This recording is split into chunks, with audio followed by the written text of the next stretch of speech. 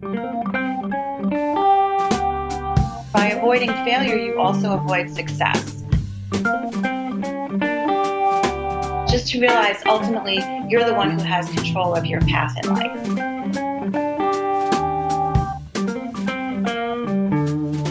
Welcome to Hello PhD, a podcast for scientists and the people who love them. This week, we talk with a successful academic who overcame imposter syndrome to achieve her career goals. She shares practical tips that can work for you. Stay with us.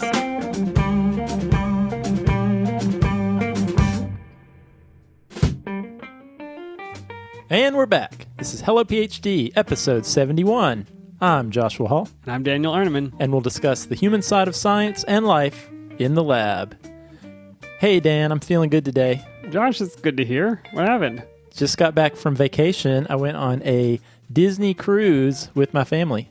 How many times did you hear Let It Go sung by Elsa? Oh, man, more than one. Yeah, I believe you're correct. But Dan, you're probably not surprised to know that being on a Disney cruise for a few days, I needed some beer. Yeah. Okay, so you found some beer on board? I did. I actually remember from a previous cruise I went on years ago that the cruise ship was kind of a beer desert. They had the Coors Light and the Miller Lite and the Bud Light and all that. So I did not have high expectations. So, I'm like in the Caribbean and the sunshine and the sand. And so I felt like I wanted something lighter, something like a Corona. A Corona, a Red Stripe, something. Yeah, something like that, but maybe less crappy. Okay, what did you find? Well, so what I found was No offense to Corona or Red Stripe. Well, I drank several of these Kona Brewing Company Big Wave Golden Ales. Now, Kona says to me, Hawaii. We've had a Kona beer on the show, haven't we? I don't know if we have, but I actually said on the cruise ship, Dan, because I'm always thinking about the podcast, of course, even when on vacation. So after drinking several of those, I was like, we should drink this beer on the podcast, but I didn't know how prevalent this beer was. I'd never noticed it before. But my wife came home from the grocery store with a 6-pack of Kona Big Wave Golden Ale. So not even the bottle shop, the actual just grocery store. Yeah, it's at the grocery store, so apparently pretty easy to find. So anyway, that's what we're drinking. It says Liquid Aloha on the bottle. Actually, this is the first time I've seen a bottle of it. Yeah, this is the Kona and the Aloha is leading me to believe Hawaii. Did you actually look up where it came from? Well, it says on the bottle Kona Brewing Company, Kona, Hawaii, but then it also says Portland, Oregon, Woodinville, Washington, Portsmouth, New Hampshire, Memphis, Tennessee. So presumably at least some of these beers are brewed in Hawaii. But hopefully not the one we're drinking, because that would be a long trip for a bottle of beer. Well, that's true. So what do you think, Dan? I think it is acceptably tropical, I guess. It's a lot lighter than obviously what I would drink by choice, but it's got a good flavor to it, and sometimes you get these lighter beers and they get a little skunky if they sit out a while, and this one doesn't have that. Yeah, and this is a 4.4% alcohol by volume, so this definitely is a lighter beer. But this really fit the bill for me, wanting something lighter, something in the vicinity of Corona, but without the skunk. I feel like I want a little citrus in there. I'm glad you said that, Dan. So what I actually did by my second one, asked the bartender if I could have a slice of lime in mine. They threw you overboard for your outlandish request. No, so for the rest of the cruise, you could find me with a Big Wave Golden Ale with a wedge of lime. Awesome. Glad to hear it. And I'm glad that you made it back and didn't fall overboard from your low-gravity beer. Well, I'm glad to be back on the mainland. And time has passed.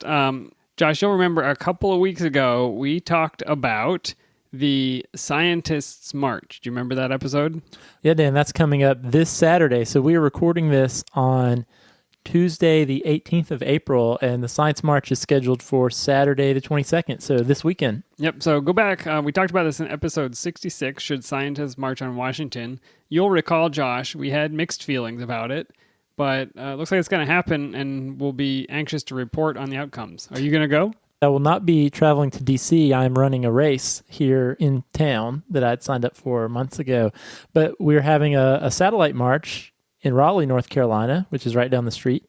And I will be attending the Raleigh Science March and the Community Science Fair that follows. Okay, well, we will expect some on-the-ground reporting from you. Yeah, and it would be awesome, too, if any of our listeners are attending the big march in D.C. or a local satellite march. We'd love to hear about your experience, so definitely let us know if you want to report from your March experience. All right, Dan, I've got some news, science in the news this week. I'm ready. I teach a introductory biostats workshop for biomedical scientists. And one of the things I talk about is how, as human beings, we don't always do a good job of assessing risk probabilities. In fact, we are terrible at it. Yeah. As a rule. Common things that we're afraid of, things like spiders and sharks, and even flying in an airplane. Statistically speaking, it's very unlikely that those things are going to harm us. However, there are other things like cancer and heart disease that it turns out, did you realize if you look at the number of people who died in the United States in 2010, a fourth of all people died of heart disease and another fourth died of cancer. So really important human problems that face us these days. So Science in the News this week is about one of those topics. This is about heart disease and, even more importantly, our ability to predict heart disease before it occurs. Because it turns out if we know who is likely to have heart disease, there are preventative measures we can undertake that do a pretty good job of staving off really, really bad things like heart attacks. I think I can set the stage for how we would normally, you're talking about risk, right? So the way we would normally assess this type of risk, we would do a blood panel, we'd check your cholesterol level, we'd ask, do you have a family history of heart disease? We would ask about symptoms. Have you had, episodes of chest pain or something like that? We would find out how much you exercise, whether you've ever smoked, your body mass index. Am I missing anything? It's like you'd make the list, and then if you're high risk for all of these different factors, we'd say, there's some chance you can have a heart attack. Yeah, you're absolutely right, Dan. And so there actually are these established guidelines, an established algorithm set forth by the American College of Cardiology. And what these are used for is to do just that, to try to prevent the risk of cardiovascular disease. And this is important, obviously, because, again, we can save a lot of lives if we can figure out who is the most predisposed. But also, it's important to note, we want to be very careful because some of these interventions we might do, things like doing surgery and putting a stent in an artery, these are invasive procedures that have their own inherent risks. So we don't just want to go around doing preventative measures to everyone. Everybody doesn't get an open heart quadruple bypass. We want to avoid that. Just in case. So this study that just came out last week in PLOS One of my favorite journals. Of course. It examined the possibility of using machine learning to improve cardiovascular risk prediction. I'm intrigued. This is the hitchhiking robot applied to medicine? Sort of. Well, actually, it's more like, Dan, you've probably seen the news articles of these computer algorithms, these neural network computer algorithms that scientists have used to do interesting things like beat a chess wizard or win the game Go. Yeah, I've used some of them, obviously not to the extent that I could win the game Go, but the way it basically works is you have to have a lot of training data. So you give the computer all of the things that we would normally measure, plus you have to tell it what the outcome was. Did the people have a heart attack or not? So you give it thousands, millions of records, as many as you possibly can. Then you give it a new set of data and say, okay, based on what you learned from that training data, make a prediction about this group. Yep, that's exactly right, Dan. And so that's what these scientists did from the UK. What they did was they looked at almost 300,000 clinical records, and they wanted to search for patterns and build their own internal guidelines. And so what they did, they used about 3/4 of the data to search for patterns, build their guidelines for what criteria from these data ended up leading to patients having some sort of heart disease or heart attack. And then what they did was they took the other fourth of the data, which ended up being about 83,000 records, and tested their ability to actually predict in the rest of the data set who was going to have a heart attack or not. They could compare all of their machine learning algorithms to this standard ACC AHA guideline that was in use. So that was kind of their baseline. And so there actually is this statistic they use. It's called the AUC. And in the AUC, a score of 1.0 signifies 100% accuracy in predicting heart disease in their data set. When they used that guideline as a baseline, they found that guideline was successful in predicting about 73% of the cases. So the standard method was 73% accurate. Yeah, and I should mention in their data set, they were looking at individuals at a point in time when they had no heart disease up to that point. And then they looked at their ability to predict the first cardiovascular event over a 10-year period. So these standard AUC guidelines hit it 73% of the time. But what they found was these machine learning guidelines all 4 that they looked at actually did better than the AUC guidelines. And in fact, one of them, the neural networks algorithm, correctly predicted 7.6% more events than the standard method. And then on top of that, importantly, it actually was wrong 1.6% fewer times than the standard algorithm. So an improvement, I wouldn't call it like knocked it out of the park. It didn't get 99%, but it's better than the people were doing and probably a lot less stress for a computer to run your numbers than for the doctor to have to make a guess. I mean, an individual person going through these guidelines may introduce variability by themselves. Having this algorithm is maybe more consistent and more accurate. Yeah, well, another way to put these data are in their test sample of about 83,000 records. What that would amount to, that improvement in prediction of heart disease, would amount to 355 additional patients whose lives could have been saved using this different algorithm. 355 out of 83,000. So if you're one of those 355, you are happy about this improvement. And I think one of the points here is this is the direction medicine is going. When we can get access to data like this, we can start to relieve doctors from having to, become fortune tellers. And I think that's really it's a big step forward. Yeah, and it's worth noting, too, in this data set, this would have also resulted in about 100 people who maybe would have had preventative measures that didn't necessarily need them, that wouldn't have gotten them with this other way of assessing their risk. One thing that I know about neural networks, and maybe they have addressed this in their particular study, I haven't read it, I'll admit. Neural networks don't tell you which factors are influencing the results. The whole joy and curse of a neural network is that it is making decisions internally, and it doesn't tell you how it's made the decisions. Normally, you and I would, if we're going to do a regression, we'd say, oh, this factor is influencing. So your body mass index has a positive correlation with your heart attack risk. And we can take that and say, well, we should probably reduce your body mass index. A neural network takes the jumble of data, adjusts some coefficients inside itself, and it spits out a prediction for an individual. And it might be accurate about that prediction, but it's not telling you which part of their history is causing that risk. Yeah, that is a criticism of using this for these purposes, because it's exactly what you said, Dan. So the scientists and the doctors, we can program in all the inputs, here are all the data points and metrics that we're going to examine, and then we can look at the output and see, well, how well did our program do?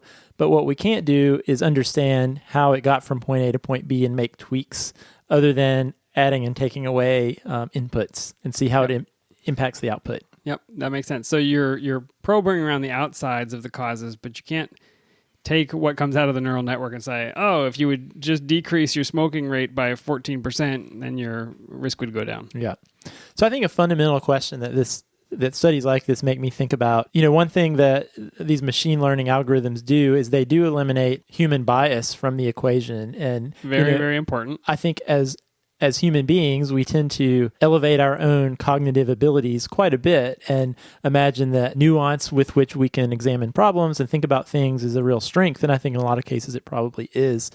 But I think what studies like this might be teaching us is sometimes removing that bias in a way only a computer can do can actually have positive outcomes.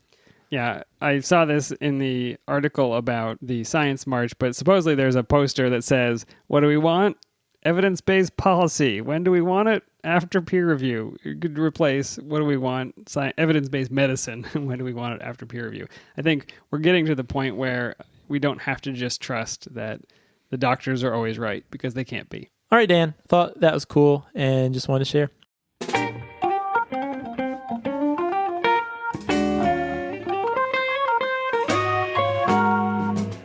All right, Dan. So we are ready for part 2 of imposter syndrome. Yeah, last episode was a bit of a cliffhanger. I know we felt a little bit bad, but we laid out, here's what imposter syndrome looks like, here's how it feels, here's how terrible it can be, and tune in next week and we'll talk about what to do about it. Imposter syndrome really sucks. Good luck with that. Yeah, see you later. The time has come to really discuss some practical steps that people can take today, tomorrow, to manage those feelings and to not feel so much anxiety about being a fake or being the only person in your lab who doesn't have it all together. Mm-hmm. So what we're doing, Dan, you actually found Dr. Maureen Gannon, who is a full professor of medicine at Vanderbilt, who is an active scientist, runs a research group at Vanderbilt. But you first found Dr. Gannon because of her work she had done leading workshops on imposter syndrome, and we thought that was pretty fascinating.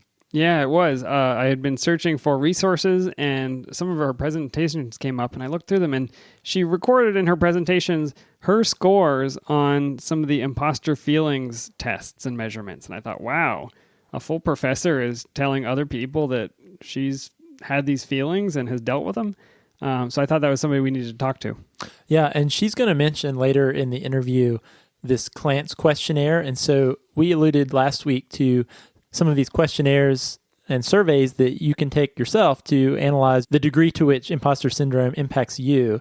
And I think one thing that is useful for all of us to do, I'm going to certainly do this, is we can take these and see where we are on that imposter syndrome scale, and then implement some of these practical tips that Dr. Gannon's going to share with us, and actually see over time how the grip of imposter syndrome actually might be decreasing in our life, even if we don't feel that way. It could go up at certain times too, and then you want to be aware of it and deal with it. So if you are not arms deep in cell culture or watching frogs have sex in the wild, go online. We'll post the link.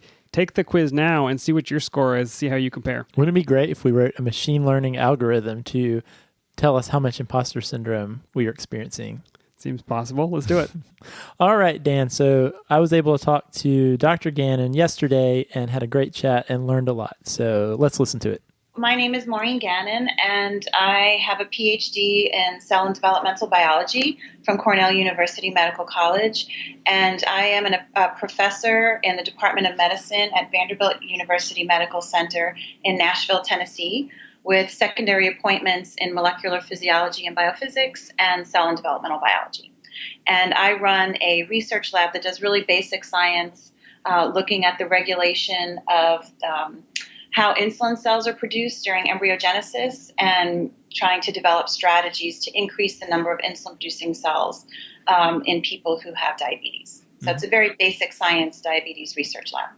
Very cool. Can you describe imposter syndrome as you understand it, maybe for listeners or people who aren't familiar with it? Sure. So it's either called imposter syndrome or sometimes called imposter phenomenon. It's the same thing.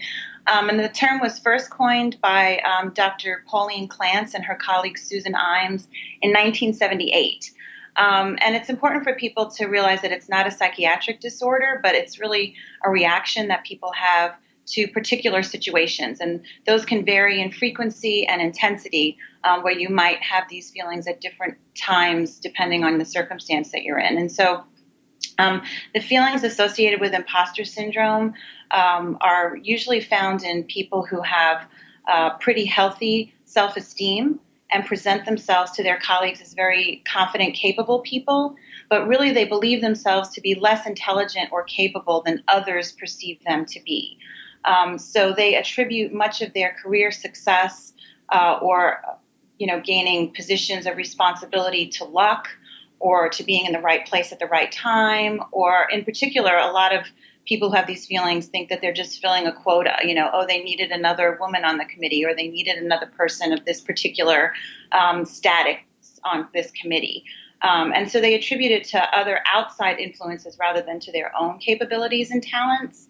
And so the individuals then who feel this way have a very strong fear of failing and disappointing others, and that the people who ask them to be in this position or gave them this position of responsibility are going to end up feeling disappointed and feeling like they made a mistake in choosing that person who has these imposter syndrome feelings. So one thing that was interesting to me is, you're obviously an active diabetes researcher at Vanderbilt. You're running your own lab, but I noticed you've given presentations on imposter syndrome. What prompted you to speak publicly about this issue? Yeah, so I had these feelings for many, many years, but I didn't know what they were called, and I thought I was the only one who had these feelings. And so just a little bit of my background. I grew up in a lower middle class neighborhood in Queens, New York, so it's technically the city, but not Manhattan. My dad never went to college. My mom was an elementary school teacher. And I didn't really have role models in my family. I had nobody in my family who was in science, nobody that went to graduate school. So, we also had some financial difficulties growing up. We were on food stamps for a while. And so imposter syndrome tends to affect people who tend to come from lower socioeconomic backgrounds, although not always. But the big distinguishing factor of people who have these feelings is that they're in an environment very different from their family of origin. And they're pursuing careers that are very different from their family of origin. And so I had all of that typical background to have these sorts of feelings. And as I was moving up the ladder in my career, the feelings started to get worse and worse that I really didn't belong here because I didn't have the background to be suited to be in this career. And so I went to a workshop at the AAMC Mid-Career Women's Leadership Program in December 2011. And they had a whole workshop on the imposter syndrome. So I was finally able to put a name to the feelings that I have. And they gave us some strategies to try and cope with that and to try and help others that we know who have these feelings to overcome those feelings. And so I felt, since Vanderbilt had given me this great opportunity to attend this workshop, that when I came back, I felt it was, really an obligation on my part to share what I had learned. So I've given this presentation to lots of different groups here at Vanderbilt: undergrads, students, faculty, postdocs. What has the reception been at Vanderbilt from these different groups as you've offered these workshops and these sessions on imposter syndrome? So actually the undergrads and the graduate students and the postdocs, I wasn't really nervous giving it to them. I didn't feel as vulnerable, and the reaction was really great. Lots of people came up to me afterwards and said they came from similar backgrounds, and they felt, finally they could connect with somebody who had the same feelings, and they too had thought that they were the only person having these feelings. So it was nice to see somebody who they could look up to kind of as a role model, and somebody who was in the career that they were aspiring to, who'd, had these feelings and learned how to deal with them. I was most nervous giving it to the faculty because these were my peers, and I was making myself vulnerable, telling them about my background, telling them about my insecurities, and that was really hard. But actually, afterwards, people came up to me and said how much they really appreciated it. And so I've actually given the talk multiple times to faculty, and even to our MD, PhD students. And, to me, those are the cream of the crop, outstanding students that we have here. And I thought, well, surely they're the most confident people on the planet. But even they really wanted somebody to come and talk to them about this, because some of them have these feelings too, or know people who do. So I've given the presentation to them as well.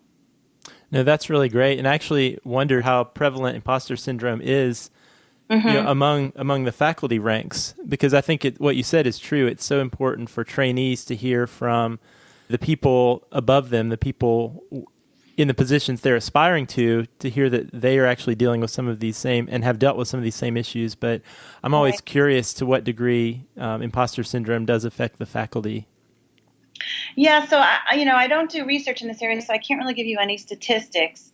According to the workshop that I attended with the AAMC, originally it was thought that really only women had these sorts of feelings, but it's become clear through the research with Dr. Clance and Dr. Imes that men have these feelings pretty commonly as well. And that's been my experience in the talks that I've given. A lot of men have come up to me afterwards and said that they had these feelings. I can't give you any numbers, but I've given the presentation to our group here called Women on Track, which is sponsored by our Office of Faculty Affairs for the female faculty in the medical center. And I think that's been probably the best well received, and I've actually given it to them a couple times as new faculty are hired. After a few years, I give the presentation again, and I think that's been really helpful to that group in particular. So one thing I wanted to ask, so graduate school and academic research in particular can be really challenging, and it seems like in some ways could possibly exacerbate some lingering feelings of imposter syndrome because failure is so prevalent. It's almost part of the part of the game. Do you think that imposter syndrome might be more prevalent in graduate school and academia than it might be in other sectors? So, I can't speak to that. I don't have numbers on that, but I can tell you that given the fact that people who have these feelings usually come from a family of origin that might be lower socioeconomic or have more typical traditional roles for males and females in terms of the types of careers that their relatives have pursued, I think it's probably very prevalent in anyone pursuing higher education. So, whether you're going to law school or you're going to be an MD or you're pursuing a PhD and doing research in either the biological sciences or social sciences, I think once you're in that situation where what you're pursuing is very different from what you grew up with, that, you will be somebody who's susceptible to these types of feelings. Mm-hmm. So I know for a fact, because we hear from our listeners, that there certainly are people who will listen to this interview who are struggling with imposter syndrome right Mm-hmm. now. And I know part of having imposter syndrome is wanting to hide that from your colleagues and peers. Right. What do you think are some of the consequences of letting imposter syndrome run its course and remain hidden? Yeah, I think it can definitely hinder your career advancement and hinder your success. So if you want to be viewed as perfect all the time and you're afraid of people seeing you make a mistake, or you're afraid of being perceived as less competent than you think that people think you are, what you can end up doing is setting lower expectations for yourself and a lower bar for yourself, because then it's less likely that you're going to fail. And what that will do ultimately is, by avoiding failure, you also avoid success.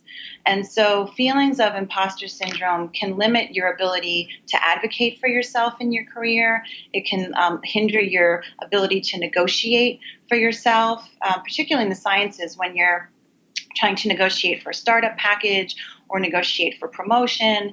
If you constantly have this feeling of, oh, I'm not really good enough to be here, you're not going to really put yourself out there and advocate for what you really need and what you really deserve. And so learning how to overcome these feelings, I think, is really important for your career advancement. So you mentioned that this is something that you have dealt with during your career. How did you manage it or overcome it? And what advice would you maybe give to others who are out there, other trainees in particular, who might be struggling with imposter syndrome? Yeah. So first of all, I think, recognizing it in yourself is step number one, and then being able to talk about it maybe with your peers and your colleagues. And I think, we have a tendency to, when people give a seminar or they present their work, we say, oh, great job. That was a great talk.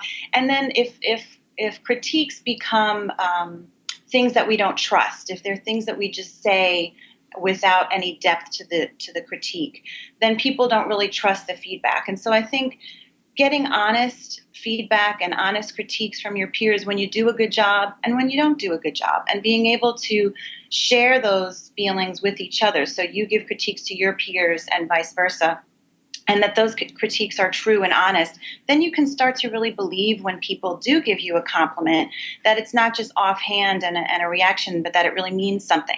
And you can start to internalize those compliments rather than feeling like, oh, they're just saying that, they don't mean it, or they gave me this opportunity because they needed another woman on the committee or for whatever reason. So I think getting honest feedback and talking with your colleagues is really important, number one. Number two, there's a saying called fake it till you make it.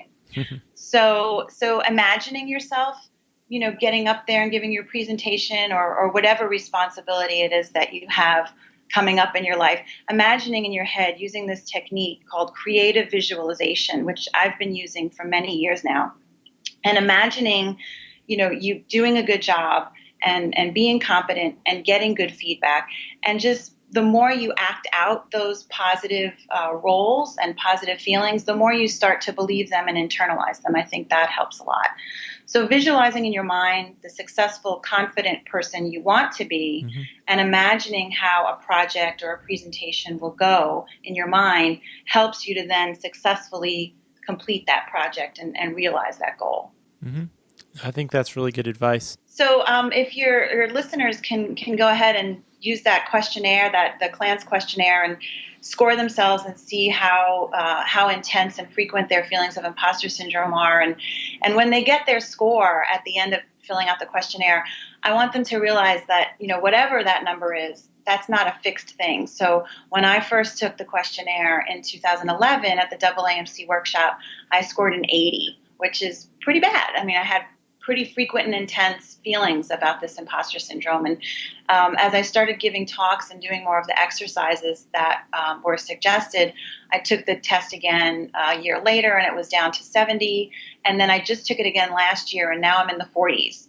So definitely sometimes still have these feelings, but they're a lot less frequent. They're a lot less intense.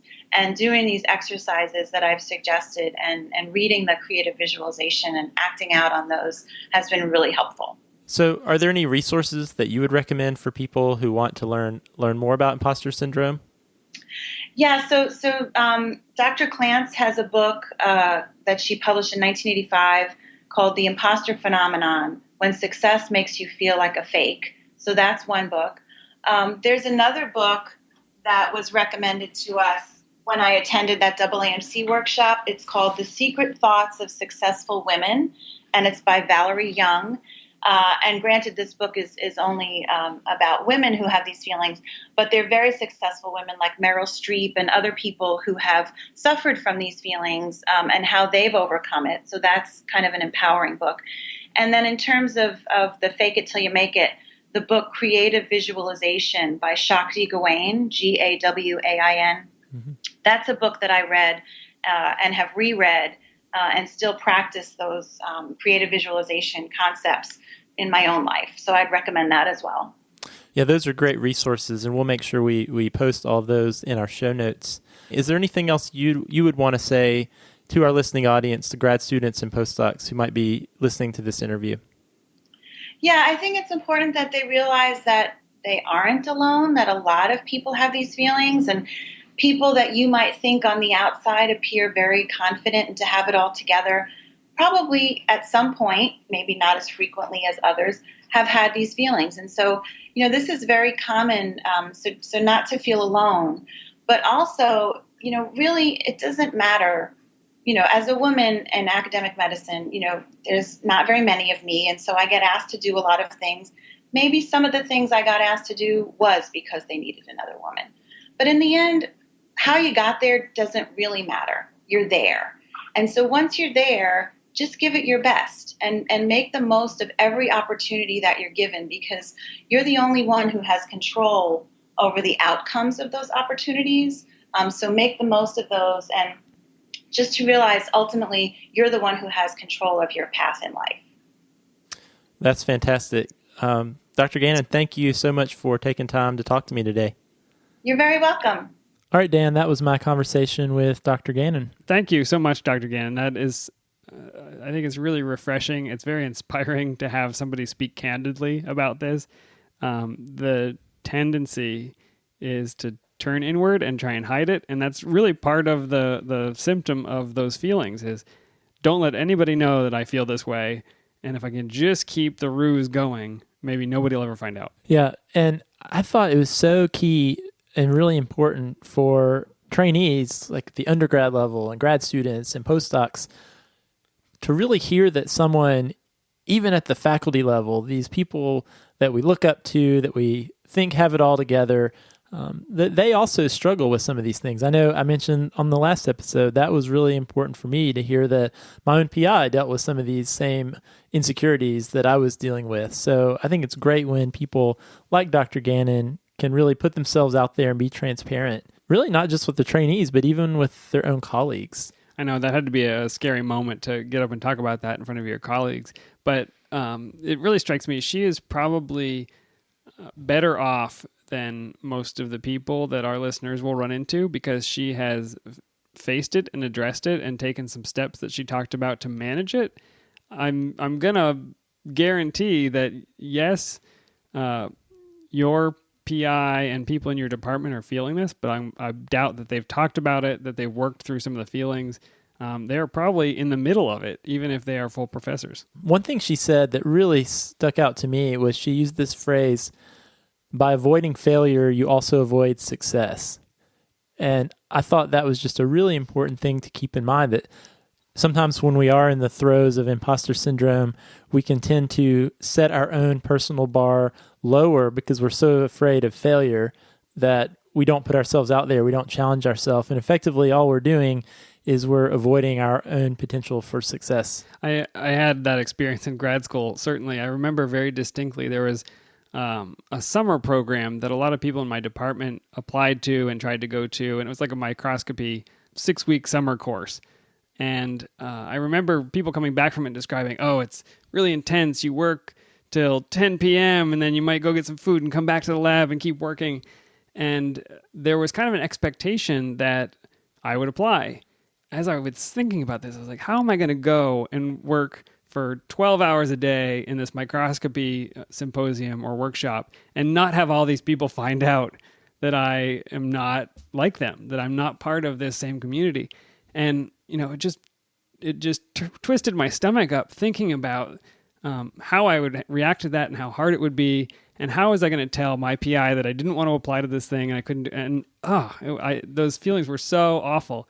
But that fear of going on that trip maybe kept me from learning something new or meeting some cool people. And maybe I would have hated it. I don't know. But maybe it's something you would have really enjoyed. It's totally possible. And I'm sure there are other people that you've got these opportunities. You're looking at 2 labs for your rotation. And one of them is pretty relaxed and they'll leave you alone. And the other one is more intense, but maybe publishes in higher impact journals and does stronger research. You might shy away from the more intense, stronger research lab because you don't want to be found out. Yeah, absolutely. I thought she gave some great tips, great practical things that people could do if you're struggling with imposter syndrome. Things like positive visualization, really almost changing those negative thoughts, turning those negative thoughts around by imagining yourself having these really positive outcomes, doing a great job on that talk, going to that workshop and really getting a lot out of it. I thought that was great. One thing that I had to think a little bit about was she mentioned the importance of seeking out critical feedback from friends and colleagues. Yeah, that seems weird to me. That's the last thing I would want. Yeah, I thought that. And then I thought back to something that was really helpful to me during my training, actually so much that I have instituted it into training programs that I work with now, and that is the opportunity to present a scientific talk to your peers, to the group of students. Like we do this with the program I run, we do this with all of our first year grad students. And basically you give a short talk on your research and then you immediately get feedback from the group, really detailed feedback on how you could improve your talk. And on one hand, that sounds a little scary that you're going to get your talk torn down, but it's by your friends and your peers, and it happens to everybody. So I remember thinking, wow, that was really useful to have that feedback in a safe environment before you get out there in the wild, I guess, giving talks. Nobody throws tomatoes or makes fun of you they don't heckle. I don't bring any produce. Slide number 2 is ugly. Yeah, something. Comic Sans, no, don't do it. If you put Comic Sans, you deserve to be heckled. But then the other thing I thought was cool was her mentioning, really charting your progress in your own journey to overcome imposter syndrome. Just collecting data on yourself, taking the questionnaire, seeing what your baseline is, and maybe you'll do that and you'll realize, you know what, I'm not dealing with this right now, and that's great. But if you do get a high score, don't let it get you down, but realize there are resources out there to help you. You got a high score! That's right. Hooray! You're the winner. Yeah. No, that's right. And it's almost like her approach is the scientist's approach, but she's studying herself. And I think this is one of the tenets of cognitive behavioral therapy. It's, you say, yeah, I do feel this way, but the way that I'm feeling is not the entirety of my reality, and it's not helpful for me, and I don't want to feel this way. So you notice it. You notice that when I'm applying for this summer research program, I'm feeling my stomach twist up. That's weird. That must mean I have all of these anxieties about being found out as an imposter. And then, you choose to see things a different way. And this is what you talked about, the creative visualization. And then you take the steps. You do the next thing that you would do as the person you're trying to be. So she says fake it till you make it, but I think it's just looking at yourself from the outside. It's charting your progress. It's saying, this is not who I am. This is something that I feel, and I can do something about it. Yeah, and it's almost changing your narrative. And don't try to do it alone. I think that's another important thing, is that you need people around you who are also going through this. Yeah, I mean, I almost see it as, let's say you are struggling with, the only reason I was chosen for this was they needed someone from my specific people group, or, it's just because I'm in so-and-so's lab that this person wants me for a postdoc. You can change that narrative to, what, right now I'm feeling, I'm struggling with feelings of imposter syndrome. Call it out for what it is versus coming up with these false narratives that really just bring you down. Yeah, it doesn't mean it's true. So hopefully that was helpful. If you have faced these imposter feelings, if you've faced imposter syndrome, and let's say you've come through it, you found some techniques to manage it, you found some good resources, please share them with us, and we'll tweet them, we'll add them to the show notes so that other people can find out, because everything helps. Anybody who's come up with a technique to deal with this is going to be helpful. If you have faced this and you have not gotten through it, again, I think connecting with other people around you, your peers in your lab, talking about it helps. But you can also write to us, tweet to us. We would love to kind of walk with you through it, just in terms of giving you the resources you need and maybe telling your story, because I think that opens it up and makes it available for everybody else to learn from and to feel better about it. Absolutely. And Dr. Gannon mentioned some resources, some books that she found helpful. So we will certainly put a link to those in the show notes, as well as a link to the Clance questionnaire. All right, Dan, what do you have for us for the etymology puzzle? The clue last week. Sometimes it takes more than friction to rub cells from a culture dish. It may also take this. You did some cell culture, didn't you, Josh? Oh, yeah, I did plenty of cell culture. I wish there were more podcasts back when I was in grad school, because I would certainly have listened to them. It was NPR 24 hours a day. Yeah, I was actually talking to a grad student today who studies frog sex, by the way, and she was talking about how she listened to our podcast while scooping up tadpoles from a tank. Yeah. So it made me think, I wonder all the different things that people do while they listen to our podcast. It's probably interesting. It probably is. So take yourself back in time. You've got the cells in the dish. You can't get them out of there. You don't want to scrape them out because it'll kill them. What do you do? I would put some trypsin on them. And trypsin is the correct answer. It is an enzyme, I think one of the first enzymes ever described, and it comes from the Greek trypsis, rubbing or friction. Supposedly, the way that we got this word trypsin to describe this enzyme is because it is produced in the pancreas, and supposedly the people who isolated it back in the 1860s rubbed the pancreas with glycerin, and somehow trypsin came out. So they did experiments proving that it was they could take these pancreatic extracts and put them on proteins, and it would not digest them. But then over time, it would be activated, and then it would be inactivated. And so it's the first description of how enzymes actually work. And I came to it because last week's clue was pancreas, and this week it's the enzyme that comes from the pancreas. Etymological crossover. I love it when a plan comes together. I do too. And the etymology puzzle is on hiatus because I just haven't written one this week. That's fair, Dan. That is totally okay. But what's not on break is us looking for topics for future shows. So if you've got something you want to talk about or feedback on a past show, we would love to hear it. You can email us podcast@hellophd.com, or you can send us a tweet or reach out through our Facebook page. And you know what, Dan? I actually would love to know what people really do while listening to our podcast, especially if you listen while you're in the lab or doing your research type things. So if you've got something cool that you do while you listen to the show, tweet at us this week. We'd love to hear about it at HelloPhD. Shout out to everybody in the mouse room. What? If you're using trypsin right now while listening to this, definitely let us know. Uncanny. And please stay in touch on Twitter and Facebook. Let us know how the Science March goes if you happen to attend. Definitely. If you've been enjoying the show and you'd like to help us support the cost of the show, we would be very grateful. You can support us at our Patreon page. You can go to patreon.com/HelloPhD or click on the Become a Patron button on our website. All right, Josh. Well, thank you for sharing your tropical beer from your recent vacation. I don't know when I'll go on vacation again, but this is at least a good proxy. This is the closest you're going to get. Closest I'm going to get, yeah. Next time I'll bring a lime wedge. All right, Dan. We'll see you next time. See you next time.